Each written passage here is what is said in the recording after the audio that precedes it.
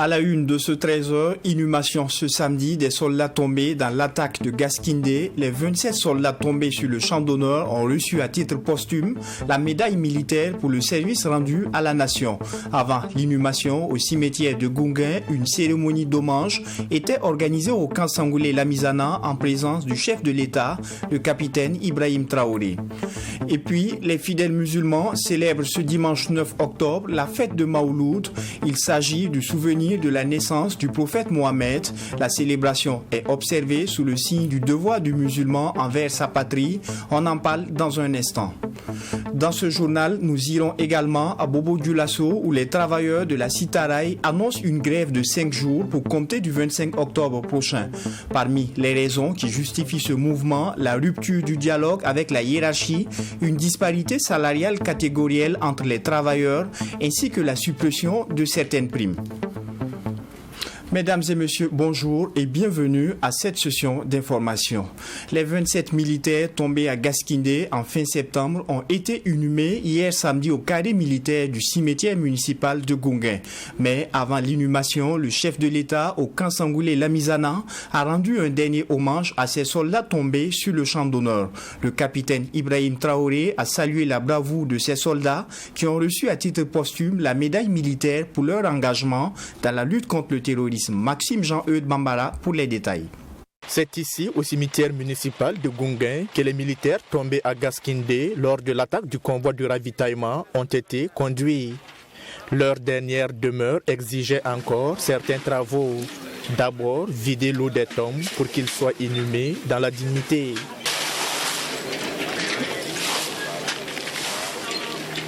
Les forces de défense et de sécurité mobilisées sur place étaient à la tâche.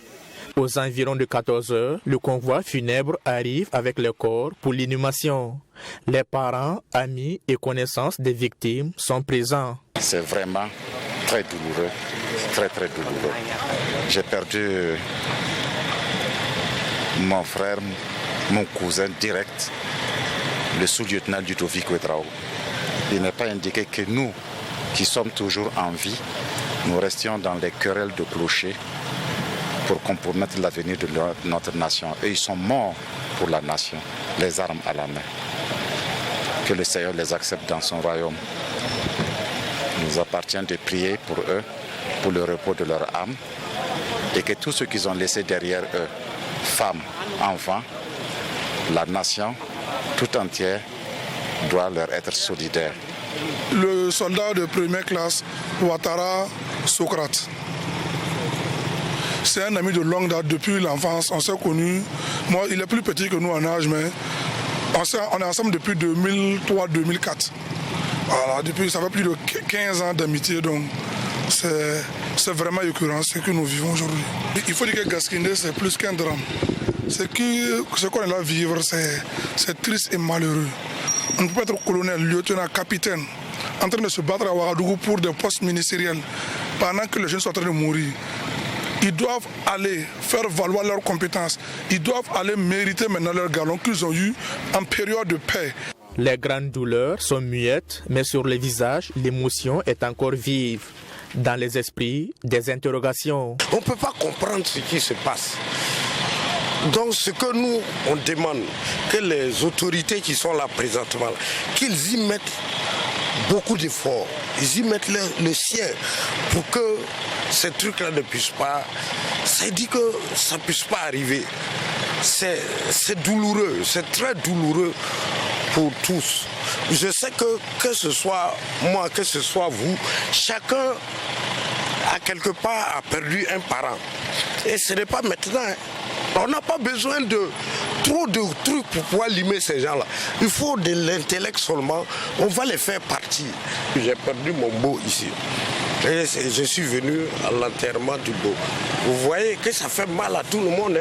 Je ne peux pas comprendre, comme ce qu'il a dit, des Burkinabés tirés sur d'autres Burkinabés. Je ne sais pas la cagnotte à gagner, mais tu vas manger avec qui? Un peu avant l'inhumation, le chef de l'État, le capitaine Ibrahim Traoré, a au camp Sangoulé, la Mizana, rendu un dernier hommage aux 27 militaires. Il a salué la bravoure de ces soldats qui ont reçu à titre posthume la médaille militaire pour leur engagement dans la lutte contre le terrorisme. En rappel, c'est le lundi 26 septembre dernier qu'un convoi de ravitaillement à destination de Djibo a été la cible d'une attaque terroriste près de la localité de Gaskindé dans la province du Soum, région du Sahel. En plus des dégâts matériels, cette attaque a coûté la vie à 10 civils et 27 militaires. 29 blessés ont été enregistrés et 3 personnes toujours portées disparues selon le bilan officiel. Avec les récents événements du coup d'État du 30 septembre dernier et les risques d'affrontement entre frères d'armes qui subsistaient, l'existence de clans dans l'armée burkinabé n'est plus un sujet tabou et on en parle justement dans ce 13h avec l'expert en sécurité Mahamoudou Savadgo. Entre officiers à l'abri du besoin et subalternes sans moyens sur le terrain, l'expert en sécurité propose des solutions et dresse par la même occasion son portrait du prochain président de la transition. Mami Driana Kamabou vous en dit plus. Cela n'est un secret pour personne, des clans au sein de l'armée burkinabé. Une armée, selon l'expert en sécurité Mahamoudou Savadogo, divisée et qui souffre d'une fracture d'une part, des officiers bien nourris et de l'autre, selon toujours lui, des subalternes qui se battent corps et âme sans moyens sur le terrain. L'expert en sécurité souligne également que le Burkina Faso dispose d'une armée qui s'auto-neutralise et se détruit de l'intérieur. Pour l'expert, cette division au sein de l'armée date depuis 1982 avec le coup d'État du commandant Jean-Baptiste Ouedraogo où l'ordre hiérarchique au sein de l'armée a été bouleversé, ce qui a entraîné plusieurs conflits internes au sein de l'armée burkinabé. Un conflit de génération, un conflit d'intérêts, un conflit de corps et qui fait qu'aujourd'hui nous n'avons pas une armée soudée. Et donc l'objectif principal effectivement est de refonder carrément une armée soudée, une armée qui fait corps autour d'un seul idéal qui est la défense de l'intérêt supérieur de la nation. Face à cette clanisation, il est difficile ou presque impossible, selon l'expert en sécurité, de relever les défis sécuritaires au Burkina Faso. Mahamoudou Savadogo suggère que les autorités doivent travailler à faire disparaître tous ces clans. Il est important effectivement que pour commencer la lutte contre le terrorisme, nous commençons d'abord à refonder notre armée et à la rendre beaucoup plus soudée afin de permettre à cette armée de répondre aux besoins urgents de la nation qui est la lutte contre le terrorisme. Mahamoudou Savadogo, expert en sécurité, souligne également que l'un des plus grands défis de l'armée, c'est de se reconstituer et de créer une cohésion au sein des différents corps. L'armée burkinabé doit faire l'état de lieu. Elle a aussi besoin de faire un audit sans complaisance. Cela permettra de lutter efficacement contre le terrorisme. Parce qu'on ne pourra pas gagner la lutte contre le terrorisme si nous n'avons pas une armée soudée, une armée aux ordres d'un seul chef, un commandant en chef, qui peut réellement permettre à cette armée de faire face au principal défi qui est la lutte contre le terrorisme. Et le troisième défi, c'est la politisation de l'armée. Il va falloir effectivement départir l'armée de toute velléité politique et la cantonner dans son rôle de protection du territoire et des intérêts et de la population. Et pour unifier cette armée, selon l'expert en sécurité, il faut entre autres un chef politique, patriote, lucide et ordonné, ou bien si le chef militaire, il doit être patriote, lucide, brillant et ingénieux. Il faut aussi une armée capable de conduire une guerre, a laissé entendre l'expert en sécurité Mahamoudou Savadogo. Rendu public le 5 octobre dernier, le MPSR du capitaine Ibrahim Traoré dispose désormais de son acte fondamental. Lu à travers un communiqué, la suspension de la Constitution a été levée et le MPSR précise que la Constitution s'applique à l'exception des dispositions contraires à l'acte fondamental. La question de la valeur de cet acte fondamental se pose alors et le docteur Samson Dabiré, juriste et enseignant-chercheur, affirme que l'acte fondamental, bien que réglementant la vie de la nation, n'a aucun fondement juridique ni aucune valeur. Abdourahim Yéyen vous en parle. L'acte fondamental adopté par le MPSR le 5 octobre dernier n'a aucune valeur juridique selon le docteur Samson Dabiré, enseignant-chercheur en sciences juridiques et politiques à l'université Thomas Sankara. Pour lui, nul ne sait qui sont les acteurs du MPSR ni les conditions de l'adoption de cet acte. Pourtant, un acte n'a de valeur juridique que si et seulement s'il est élaboré et adopté dans les conditions fixées par la loi, explique l'enseignant-chercheur. D'un point de vue purement juridique, en tout cas, c'est un acte qui est dénué de toute valeur juridique, difficile à classer dans l'ordonnancement juridique. Et donc, à la limite, on peut dire que c'est quelque chose qui provient d'une association ou d'un groupement qu'on appelle le MPSR, parce que s'il n'a pas été adopté par un organe qui est habilité à faire de la production de normes, on ne connaît pas les modalités dans lesquelles l'acte a été adopté, on ne peut pas le classer dans l'ordonnancement juridique. Donc, à la fois la légalité et la légitimité de l'acte pose problème, mais en fait c'est cet acte-là qui réglemente aujourd'hui l'organisation du pouvoir qui se trouve entre les mains du MPSR. L'adoption de cet acte fondamental rétablit la Constitution, mais seulement ces dispositions qui ne sont pas contraires à l'acte fondamental.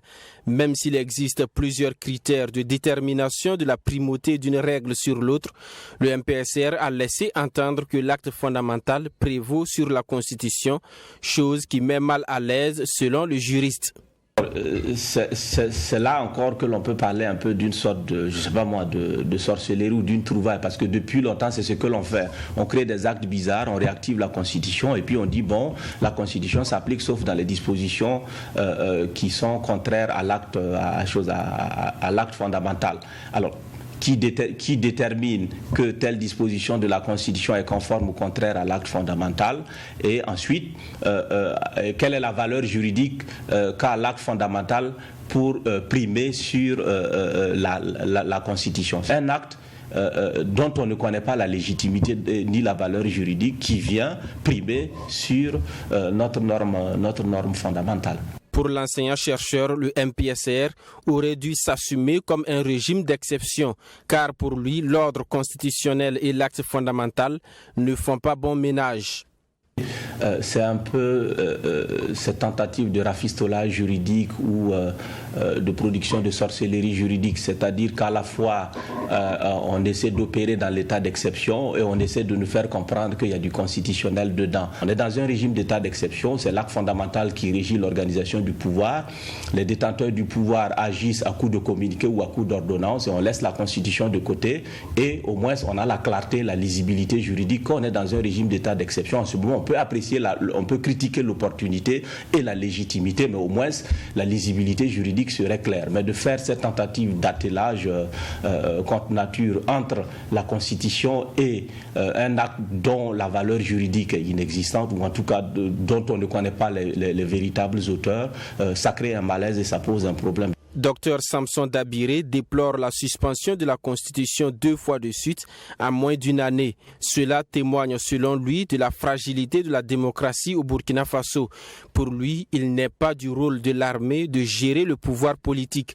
En attendant que l'armée retourne dans les casernes, il souhaite que le Conseil constitutionnel s'autosaisisse pour définir les modalités d'application et de cohabitation entre la Constitution et l'acte fondamental du MPSR. Le coup d'État du 30 septembre est une rectification de celui du 24 janvier. Eh bien, c'est ce dont est convaincu le Cercle d'action pour le développement économique et social du Burkina, CADESBF. Face à la presse vendredi dernier, l'organisation de la société civile, à travers son coordonnateur, affirme son soutien inconditionnel au MPSR du capitaine Traoré, qu'il qualifie d'ailleurs de MPSR du peuple. Linda Sarah Kabore pour les détails. La voir donc. Cette conférence de presse du Cercle d'action pour le développement économique et social du Burkina Faso, en abrégé CADES-BF, est l'une des premières sorties qui annonce officiellement son soutien aux nouvelles autorités du Burkina. Djourmité Nestor Noufé et ses camarades saluent le coup d'État du 30 septembre. Selon eux, ce coup d'État est une rectification de celui du 24 janvier dernier. Le peuple, dans sa quête de solutions à ces maux qui gangrènent notre pays, a salué les épisodes de prise de pouvoir par les militaires. La première tentative a malheureusement démontré ses limites avec l'accentuation des attaques terroristes et la multiplication des personnes déplacées internes. Et cette situation d'insuffisance, le résultat qui a conduit à la rectification du 30 septembre 2022 avec l'arrivée du capitaine Ibrahim Traoré. Selon les explications du coordonnateur, le CADES-BF n'est pas comme les autres organisations de la société civile qu'il qualifie d'OSC de rue. Son organisation, à lui, est un regroupement d'intellectuels capables de faire des propositions concrètes pour soutenir les forces de défense et de sécurité. On n'est pas en train de vouloir collecter des fonds, des vivres pour se faire voir, aller donner. Non, nous allons travailler à les accompagner. On a des projets pour donc mobiliser des ressources et puis les accompagner. Nous avons déjà identifié les besoins donc, pour accompagner les forces de défense et de sécurité. Peut-être que vous ne le savez pas, beaucoup d'entre vous le savent. Je suis un ancien militaire, donc je connais bien la boîte et je sais le besoin pressant qui est donc à ce niveau-là. Au niveau des VDP également, vous écoutez avec moi les sollicitations. Voilà, je sais que c'est un peu dans ce sens-là que nous allons aller. Le coordonnateur exhorte par ailleurs le MPSR du capitaine Ibrahim Traoré à promouvoir la cohésion au sein des forces de défense et de sécurité. En attendant la concrétisation de leur projet de soutien au FDS, le Cercle d'action pour le développement économique et social du Burkina Faso invite le capitaine Traoré et ses collaborateurs à la diversification des partenaires dans la lutte contre le terrorisme. On le disait en titre, les travailleurs de la Société internationale de transport africain Paraï Sitaraï annoncent une grève de 5 jours pour compter du 25 octobre prochain. Le syndicat de la Sitaraï dénombre plusieurs points de revendication, entre autres disparité salariale catégorielle entre travailleurs, suppression de primes, non-respect d'engagement et rupture de dialogue avec la direction générale. C'est dans un communiqué daté du 3 octobre que cela a été consigné et notre correspondant à Bobo Dioulasso, Joseph Koudgou, a rencontré pour vous les travailleurs. Voici son reportage. Les agents de la Société internationale de transport africain Paraï Sitaraï Réseau du Burkina ont adressé une correspondance en date du 3 octobre dernier annonçant un mot d'ordre de grève de 120 heures à partir du 25 octobre 2022. Un préavis de grève qui se justifie par plusieurs raisons, notamment le plan de carrière des agents, notifie la Confédération générale des travailleurs du Burkina, Bar Sitaraï. Surtout le maintien en permanence des agents qui sont allés à la retraite en moyenne 5 ans de cela et qui sont toujours là, surtout les cadres. Il y a eu une disparité flagrante salariale, catégorielle entre les agents. La non-application de l'indemnité spéciale de transport pour le personnel qui travaille la nuit. Il y a la suppression sans motif valable d'une prime qui existait, appelée prime anti-déraillement, non-respect de l'engagement pris par la direction générale en 2019 concernant aussi une autre indemnité appelée indemnité compensatrice de facilité de circulation. En ce qui concerne l'organisation du concours des aides conducteurs, le comité de la CGTB Bar Sitaraï dénonce le non-respect de la convention collective d'entreprise du travail. Eux-mêmes, leur propre convention dit que, je crois son article 18, que lorsqu'il y a un poste vacant, on voit d'abord en interne s'il n'y a pas un agent qui remplit donc les conditions. Et au jour d'aujourd'hui, ce recrutement, c'était niveau bac. Au jour d'aujourd'hui, nous avons assez de camarades, assez de travailleurs qui sont à des catégories inférieures, qui pouvaient bien postuler, qui ont le bac, qui pouvaient bien postuler pour ce concours-là. Et on a été confronté donc à ce refus catégorique-là de l'employeur de nous comprendre. Et donc nous demandons simplement que c'est aussi simple que ça, qu'il y ait annulation de ce concours-là. Et puis donc le recrutement en interne, c'est tout ce qu'on demande. La fermeture des gares et arrêts de trains voyageurs sans motif valable est aussi fustigée par la CGTB Bar Sitaray. Ok, il faut reconnaître que la raison qui a prévalu à l'arrêt des trains voyageurs, notamment c'est la crise sanitaire du Covid-19. Lorsque les frontières ont été ouvertes, il se trouve que la Côte d'Ivoire, avec laquelle nous faisons frontière commune, n'a pas ouvert ses frontières. Donc du coup, le train voyageur est resté fermé. Mais nous disons que cela n'est pas un problème. Du moment qu'en interne, de façon locale, le train peut circuler, nous pensons en tout cas que avec une bonne organisation, le train voyageur peut circuler. Il faut reconnaître que le tonnage, en ce qui concerne les trains là, est un facteur très déterminant en termes de sécurité des convois. Puisque le freinage d'un train est calculé en fonction du tonnage. Maintenant, si toutes les bascules ne sont pas fonctionnelles, la question qu'on se pose, comment on arrive à calculer un freinage réel, de sorte à garantir la sécurité du convoi et même des personnes à bord des trains. Vraiment, nous exigeons que cela soit rétabli dans les meilleurs délais. Une lettre de revendication est adressée au directeur général de la structure à Abidjan. En cas de non-satisfaction, le comité se réserve le droit de reconduire la grève sans préavis. Lors des événements du coup d'État du 30 septembre dernier, Ryan Zigani, 9 ans, avait été atteint à la mâchoire par une balle. Après 5 jours d'hospitalisation et une intervention chirurgicale, Ryan a regagné le domicile familial et se porte beaucoup mieux. Le pire a certes été évité, mais les parents gardent encore le souvenir douloureux de ces événements. C'est un reportage signé Maxime Jean-Eudes Bambara. Le sourire aux lèvres devant l'objectif de notre caméra, Ryan Zigani, atteint à la mâchoire par une balle perdue suite aux événements du samedi 1er octobre dernier, est de retour à la maison. Grâce au professionnalisme des agents de santé qui ont réussi l'intervention chirurgicale, la vie de Ryan est hors de danger. Oui, Ryan se porte bien. Voilà, Ryan, il a mangé, il est en train de jouer, ça va. Tu te portes bien? Oui. Ça ne fait plus mal ou bien tu ressens toujours des douleurs? Je ne fais plus mal. C'est ici, au quartier Karpala de Ouagadougou, devant le restaurant de sa maman, qu'il a reçu la balle. C'est dans mon restaurant que tout s'est passé, ça s'est passé devant moi. On était assises, il y a ma grande soeur qui est venue me rendre visite, on était assises. Maintenant, les enfants étaient là, ils jouaient.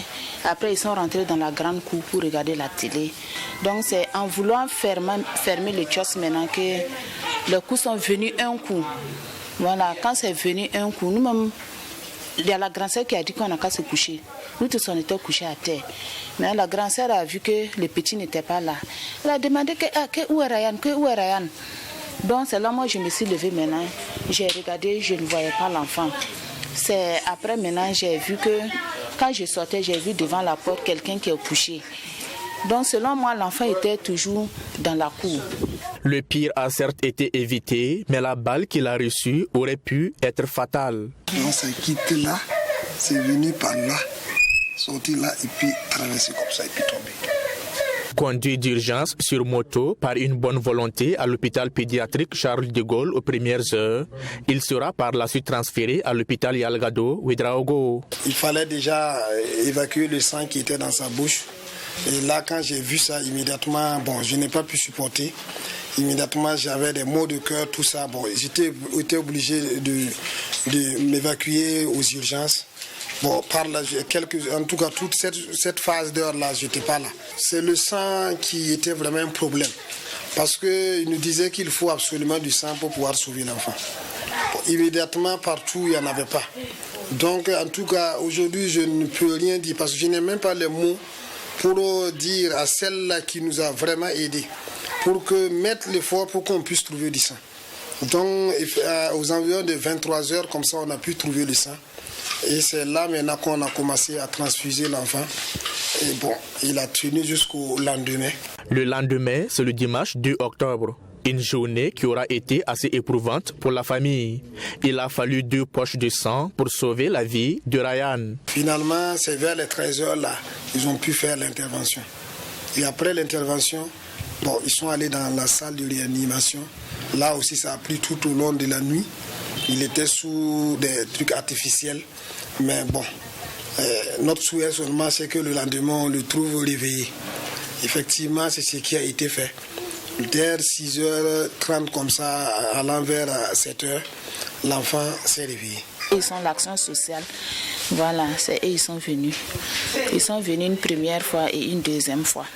Je peux dire qu'on a reçu un peu de soutien puisque dès le début, c'est nous, on dépensait. Après, maintenant, on nous a fait savoir que c'était une prise en charge. Donc, tout ce qu'on faisait maintenant, c'est eux qui... On ne demandait plus d'argent. C'est ce jeudi 6 octobre que le petit Ryan a été libéré afin de poursuivre les soins en famille après 5 jours passés à l'hôpital. Les parents suivent de près l'évolution de la santé de leur fils de 9 ans en classe de CE2 qui devrait pouvoir reprendre le chemin de l'école dans les jours à venir sur décision de son médecin soignant. Le Mawloud, qui marque la célébration de la naissance du prophète Mohammed, est célébré ce dimanche 9 octobre 2022. Cette année, il est célébré autour du thème du devoir du musulman envers sa patrie. Ce jour est spécial pour le musulman selon l'imam Boubacar Karabinta de la communauté musulmane du Burkina Faso, que nous avons d'ailleurs rencontré. Abdoulrahim Yayen pour le reportage. Le prophète de l'islam serait né en 570 à une date correspondant au 12 du 3e mois du calendrier hégirien. Une grande date pour le musulman en ce sens que selon le Coran, l'avènement du prophète Mohammed est une miséricorde pour l'humanité, explique Boubacar Karabinta, imam et membre de la communauté musulmane du Burkina Faso. Tous les 12 du 3e mois du calendrier hégirien, les musulmans se retrouvent donc pour célébrer l'avènement de cette miséricorde et se rappeler l'histoire du prophète afin d'en tirer des leçons. L'avènement de Mohammed, l'arrivée de Mohammed au monde, c'est une miséricorde à tout le monde entier. Pourquoi? Parce que Mohammed n'a pas été envoyé ni à une tribu, à un peuple, à une nation. Plutôt, Dieu l'a envoyé à toute l'humanité. Donc l'avènement de Mohammed, c'est une miséricorde pour toute l'humanité. Donc ça fait que chaque année, si cette date arrive, les musulmans se réunissent, ils se rappellent des conseils, les recommandations qu'il a prodiguées à l'humanité. Cette année, le Mawloud correspond au 9 octobre. Au regard du contexte national, il sera célébré autour du thème « Le devoir du musulman envers sa patrie ». C'est également une occasion d'invoquer Allah pour la paix au Burkina Faso. Tout ce que nous pouvons prodiguer à nos frères, à tous les Burkinabés, c'est ensemble prier à ce que la paix revienne dans notre pays. Prier à Dieu à ce que les enfants de ce pays-là, ils se comprennent. Ceux-là qui ont pris les armes en train de se battre contre leurs frères, ils n'ont qu'à déposer les armes. Le Burkina, c'était un pays de paix. C'est-à-dire, malgré notre pauvreté, on était très riche. En quoi? En paix. Pourquoi? Parce que on a plus d'une soixantaine d'ethnies.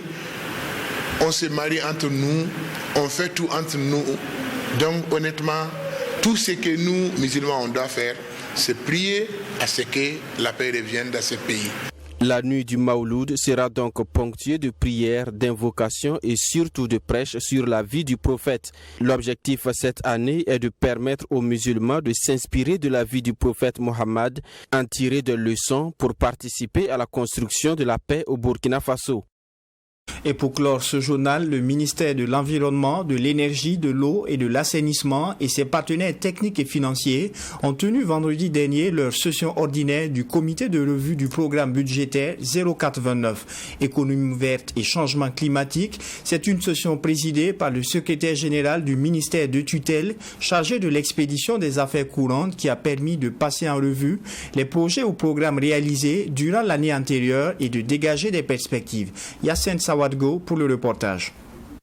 Les participants à cette première session ordinaire du comité de revue du programme budgétaire 089 vont entre autres examiner et adopter des rapports d'exécution 2021 des différents projets et programmes, examiner et adopter le programme de travail budgétaire annuel PTBA et celui de la passation des marchés PPM révisé 2022 du programme d'investissement forestier PIF.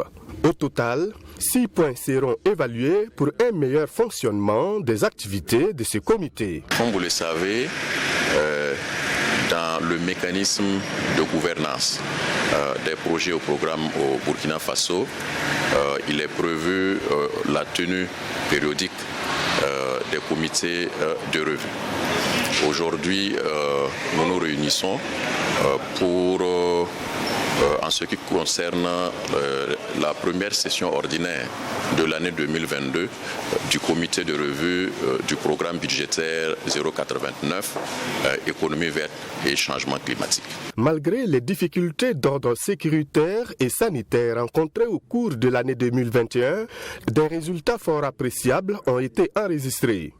Le taux d'exécution physique et global est de 67% et le taux d'exécution financier 60%. On peut citer entre autres le programme de gestion décentralisée des forêts et des espaces boisés, qui est un projet extrêmement important qui a intervenu dans 32 communes avec des investissements de plus de 5 milliards au profit des collectivités territoriales.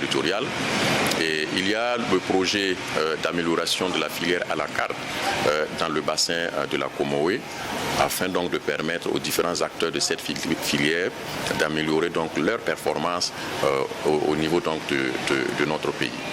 Vous avez également d'autres projets comme les éco-villages qui sont un projet extrêmement important dans le cadre de l'amélioration des gouvernances au niveau des ressources forestières, au niveau énergétique. Selon le secrétaire général chargé de l'expédition des affaires courantes, le contexte socio-politique particulier que traverse le Burkina Faso a amené certains partenaires à suspendre leur financement au profit des projets et programmes. Conséquence, le ralentissement dans la mise en œuvre des programmes de travail annuels 2022, mais aussi la tenue tardive de la première session du comité de revue du programme budgétaire 2022. C'est tout pour cette session d'information. Aimé Zoundi était aux commandes de la réalisation. Merci à vous qui l'avez suivi. L'information continue sur True TV et rendez-vous ce soir à 19h30 avec Geoffroy Vaha pour le JDS, le journal du dimanche soir.